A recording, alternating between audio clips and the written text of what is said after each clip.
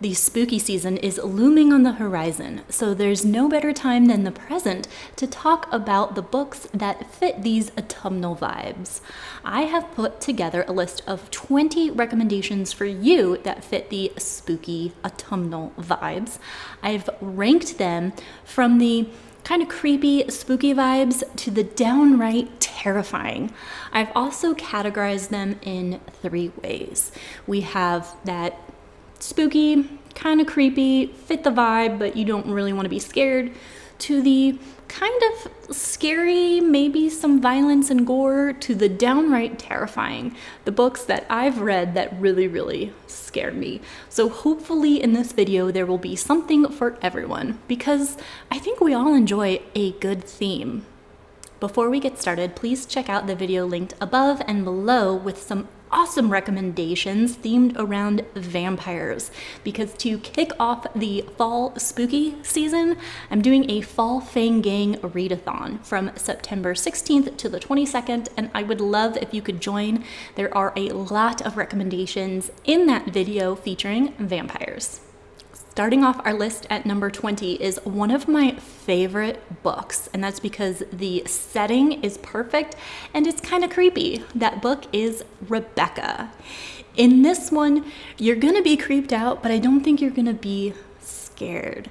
This book is about our unnamed narrator who falls into a whirlwind romance. She marries Maxim and goes to live at his estate called Manderley. But she is haunted by the memories of his late wife and how perfect she was and how everyone loved her. So our narrator is haunted by this, but not in the literal sense, just because she's constantly being compared. There is a character called Mrs. Danvers that is also very creepy. So this is a great book to read if you want an approachable classic that has a creepy atmospheric vibe, but that's not gonna scare you. Number 19 on the list is very similar in that it has a creepy atmosphere. It's just a little notch higher because there are some creepy things that happen. The book is Jane Eyre, and of course this is a classic. It's mentioned in a lot of romance recommendations, but there is a really creepy element to this and some weird things that kind of happen to Jane around the house, maybe some secrets being kept that indicate something sinister going on. So Jane Eyre is great for romance lovers, classic lovers that want a little hint of the spooky without being scared. The next book is a recent read of mine, and I did probably one of my favorite reading vlogs for this, so please be sure you check it out. I'll link it for you. The book is The Master and Margarita, and this one is spooky, I guess, or creepy, because it is set in Russia. The devil himself and his gang of friends come to Moscow to check out the people, see what's going on, and they're pretty mischievous. They play some pranks. The Master and Margarita would be great for readers who don't want to be scared, but maybe who want a little bit of humor, who like classic literature, because this one can be a little bit difficult at times. I needed spark notes to catch the full meaning. Who like the element of good versus evil, but in a sense of the 7 deadly sins. I think that was a good element. And who want appearances of mystical characters like witches, the devil, seeing all his pranks and his schemes. This was a really fun time and could be really great for spooky season. We are still in the category of spooky rather than scary, but this is the first book that has to do with unaliving people, we'll say. And the book recommendation I have for you is one of my all-time favorites, And Then There Were None by Agatha Christie. This is like the OG original whodunit story, and it's really creepy because it is a closed circle, isolated mystery where we have a group of characters that are stranded at this estate on an island. They start dying one by one. So it's spooky and creepy because you don't know who's going to be next. You don't know how they're being unalived, who's doing it. It's a great time. So it's a little bit more scary on the ranking scale because that's happening and you don't know who it's going to happen to next, but I was not scared at all. I was just really entertained. This is a fast-paced page turner. The next book is very dark, but not not scary, so it could be a great pick. That is Crime and Punishment. This one is translated from Russian, so it'll be great for those who like classic literature or Russian literature. I did find it difficult at times, so again, I needed Spark Notes to catch the full meaning in some of this, but it really helped. This one has to do with a man who unalives someone early on in the book, and then kind of his slow descent into madness as the guilt is eating away at him. And there's a lot of exploration into like the conscious in this one, and just him going crazy, thinking that everybody's on to him and should he confess. And so therefore it has some darker vibes, but you can see it's kind of psychological in his own head. So it's pretty good. It's not too gruesome. I mean, the cover here is kind of bad, but that action happens like one time and in the beginning. So if you're not looking for violence or gore, there might be like a little bit in the beginning, but it's not too bad. This is all psychological. Most of this is just our main character dealing with the outcome of his actions. Crime and Punishment could be really fun during spooky season. You've got to know that I cannot create this list of spooky book recommendations without talking about Frankenstein. This is a classic, great to read this time of year. It's about the scientist named Frankenstein and the monster he creates. I think the creation of the monster is kind of spooky. This book really kind of made me sad more than scared. That's why it's in this category of spooky rather than scary. I mean, some bad things do happen, but ultimately I just feel sympathetic and kind of sad for Frankenstein's monster. So it could be really good vibes for those who want an exploration of loneliness, kindness, isolation, being different, but maybe some creepy vibes and tones. And I guess not gross. I mean, the monster isn't gross, but unique, I guess. I don't know. I really do recommend this one, especially if you do not want to be scared, but you want all the vibes. I would be shocked if anyone else talks about these books on their videos for spooky book recommendations, because I reread some 4th grade favorites for a reading vlog I did. I'll link it for you. It's one of my favorite videos. But I reread some books from the Goosebumps series, and I had 2 favorites that stood out to me that would be perfect this time of year.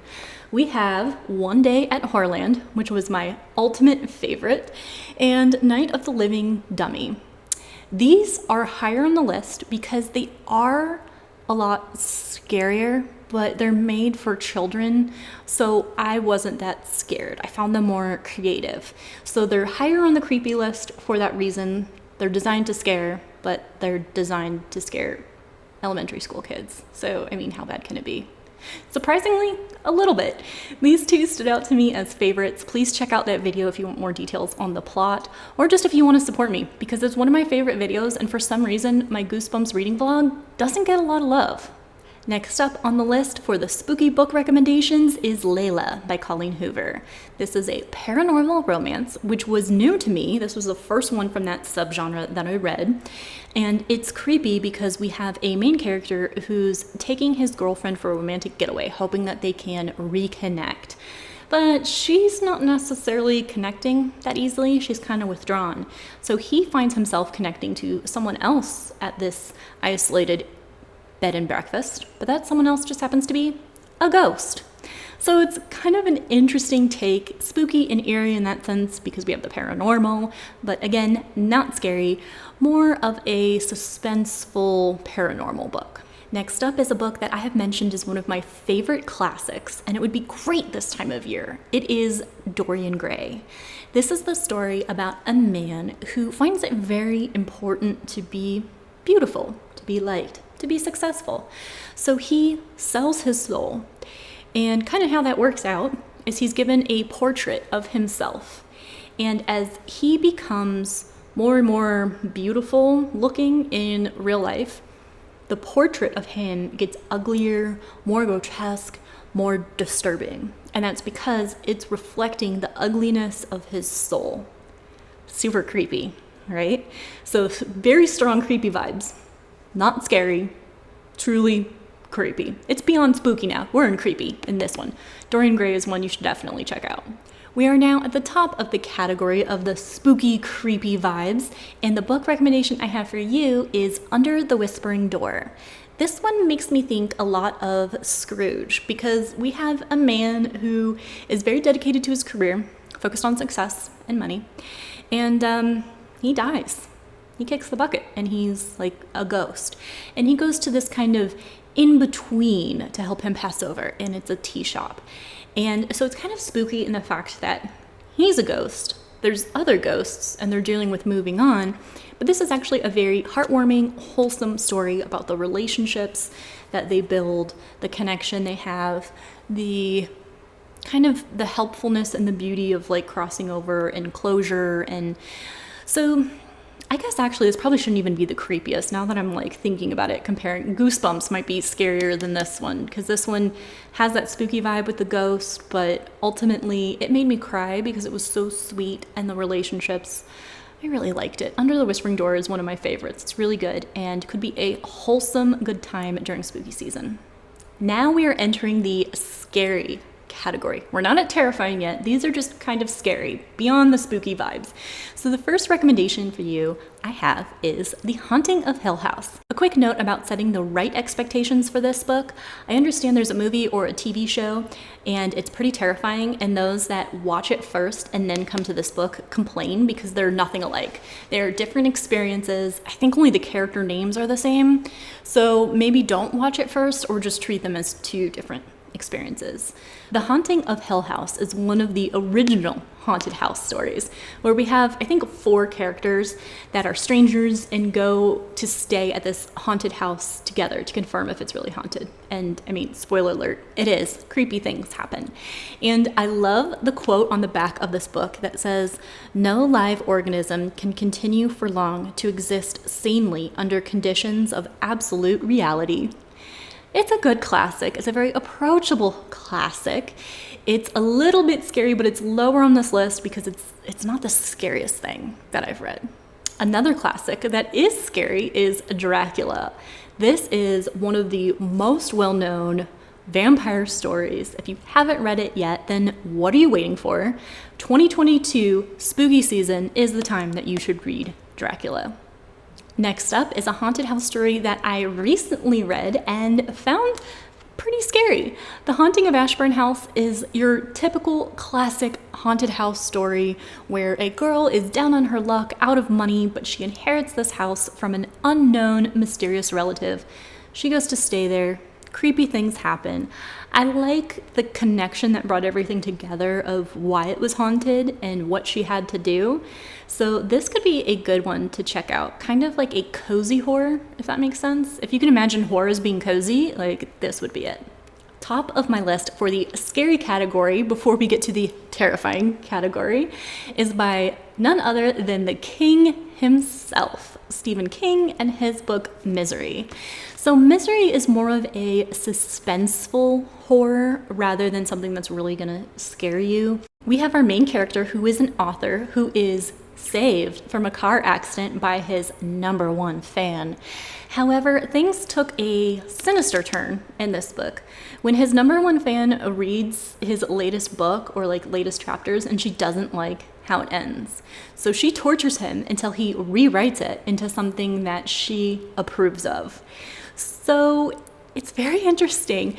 Annie Wilkes is the best villain I've ever read.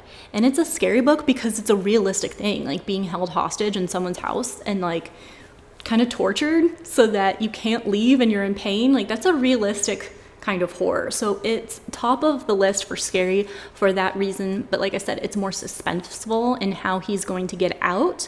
So that's why I ranked it the way I did. Either way, I recommend Misery for this spooky season. For those that are looking for a terrifying book recommendation to read this spooky season, I've got you covered.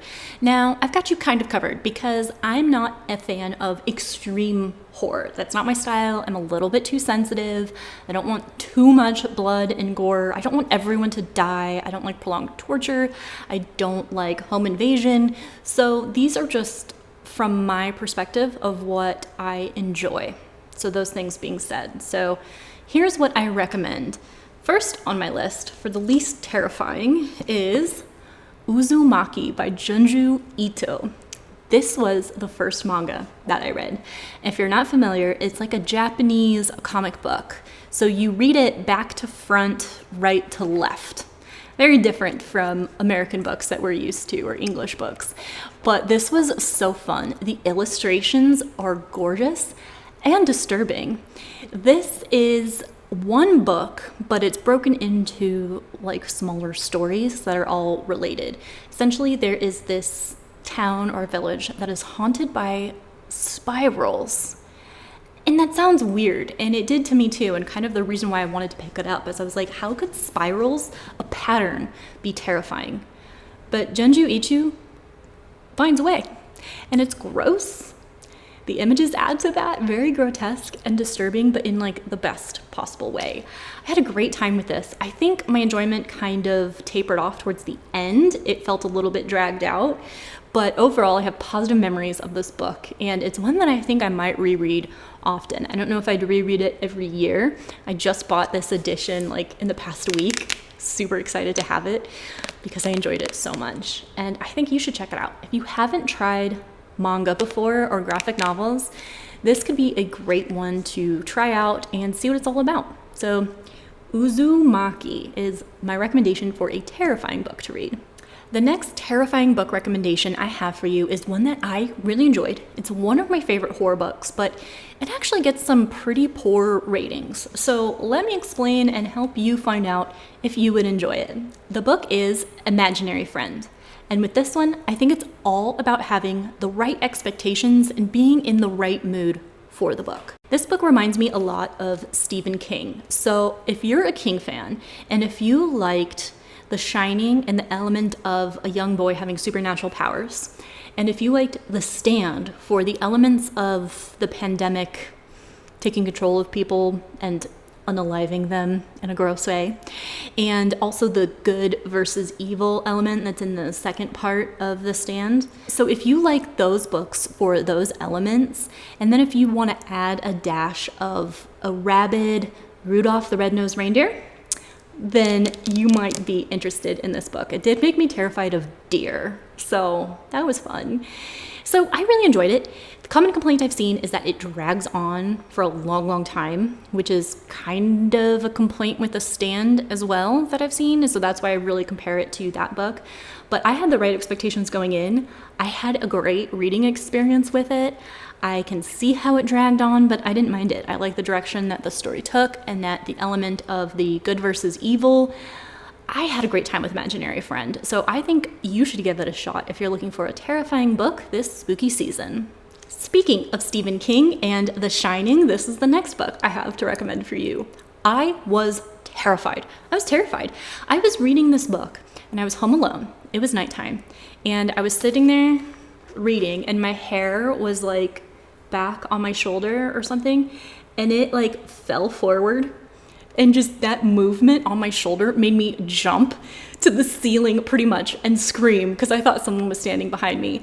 And from that moment on, I had to read with my back against a wall because I was scared something was going to creep up behind me, especially like the lady in the bathtub thing. Like, yeah, that was an experience. And similar to what I said for Haunting of Hill House, if you have watched the movie before, note that the book is a completely different experience. King himself has said he wasn't happy with the movie adaptation for this book because it was so different. So you're going to have a different ending. First of all, that blew my mind. That was totally different. But this one is a lot more complex in the father's battle with his descent into madness. You get a lot more insight into that, like his inner turmoil, his inner thoughts. And you don't get that in the movie. So very different experiences.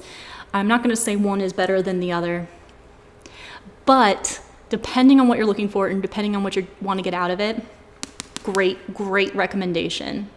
I've read some interviews, and when asked, Stephen King said that Pet Sematary was the most terrifying book that he has ever written. So that should be endorsement alone that you should check it out. The reason I picked this one up is because I found out that it had a lot to do with grief, had elements of losing a child and the grief associated with that. mixed in with a horror element in a horror setting. And so this was actually the first King book that I picked up because I thought that was really fascinating. I was like, how could you mix in two opposing emotions? I mean, I guess they're not opposite emotions, like happy and sad, but horror and grief, I didn't see how that would go together. So I went into Pet Sematary wanting to explore that element, and I was not disappointed. Very creepy, a very scary book, but that element of grief, like, I was gutted. I felt it, and yeah, that's a good one. That's a powerful one. So it's horror and scary, but it has substance and depth. So I really recommend it for you to read this spooky season if you're interested in some of the same. It's time for my number one pick, the most terrifying book recommendation I have for you, at least the scariest book that I've read. And if it's more scary than The Shining, then you know it's gotta be pretty bad with the fear. That is Stolen Tongues. For this one, if you read the prologue and you're not terrified and switching on all the lights in your room, in your house, then I don't know what scares you, because the prologue was even terrifying. In Stolen Tongues, we have a newly engaged couple who are going for a romantic getaway in an isolated cabin in the woods. But it's not quite the vibe they're looking for, because they keep hearing all these voices in the woods surrounding the cabin. Some of them are familiar. Some of them are alarming and terrifying, and they almost want to go into the woods to see if they can help, to see if something's wrong. But there's other things going on, because when they're sleeping, Felix, our main character, notices there's this dark, looming figure hanging outside their window, and he's talking to them. But what's scarier is his sleeping fiance is talking back. So creepy, kind of like a possession type story, a monster type story, haunted woods type element. This is so good. And the whole story does not take place in the cabin. They do come home, and weird stuff continues to happen. I think at that point, I started to lose interest a little bit, like it kind of dragged on, and then the ultimate twist that brought everything together, like why they were being tormented by these scary things, was so ridiculous and stupid. Like, I rolled my eyes so hard. I think our author, Felix Blackwell, who's also the name of the main character, really dropped the ball in an intelligent twist that brought everything together. That being said, it is still the scariest book I've read. I was truly terrified. So good, and I recommend it to you if you want to be scared this spooky season. That's my list of 20 spooky books. What do you think? Have you read any of these? Do you agree with my ranking, where things are spooky and creepy versus terrifying? Please sound off down below in the comments. Let me know your opinions and also the book that scared you the most. I'm dying to know. Thank you so much for watching. Have a great spooky season, and I will see you in the next video.